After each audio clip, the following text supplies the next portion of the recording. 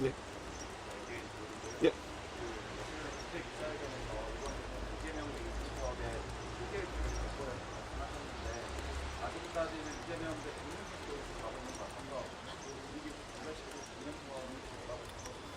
저는 지금 국민의힘이 하고 있는 전략은 이미 대선은 포기하고 서로 당권 투쟁을 하고 있다, 그렇게 봅니다.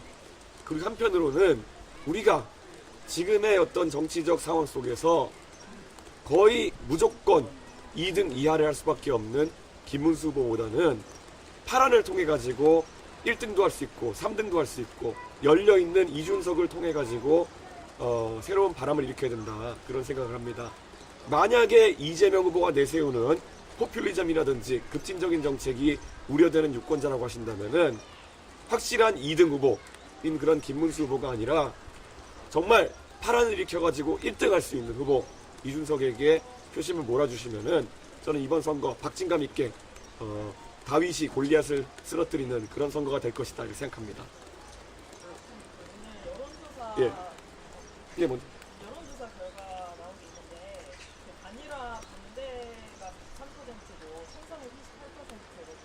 비등비등하고 한다면 김문수로 가자, 이게 좀 더 우세한데 이런 여론조사 어떻게 보세요? 뭐 그런 여론조사를 제가 관심을 가지고 보진 않지만 실제 여론조사에서 단일화에 반대하는 여론이 더 높게 나온 것은 실제로 그런 정치공학적인 움직임에 대해 가지고 국민들이 거부감을 갖고 있다는 생각을 하고 있습니다. 만약에 단일화를 한다 하더라도 그것이 큰 것이 강압적으로 작은 것을 억누르는 형태라고 한다면 국민에게 어떤 감동도 주지 못할 것이다, 그런 생각을 하고 있습니다. 실제로 소위 뭐 김덕수 이런 얘기를 하면서 추진되었던 그 여권 내의 그런 내용이라는 것도 그런 억압적인 분위기를 드러냈기 때문에 국민들에게 지탄을 받았고 감동을 주지 못했던 것입니다. 혹시라도 만약에 이런 세력 간의 합종연행을 통해서 국민들에게 감동을 주려면은 정말 큰 덩어리가 자신들의 과오 그리고 한계점을 인식하고 이 판에서 빠져준다면은 그것은 진정성 있는 판 정리가 될 수 있겠지만은 무슨 여론조사를 하느니 뭐 어떻게 해서 큰 것이 작은 것에 대해서 강압적으로 나가고 이런 움직임이야말로 전형적인 젊은 세대가 가장 극혐하는 그런 찍어 누르기가 아닐까, 그런 생각합니다.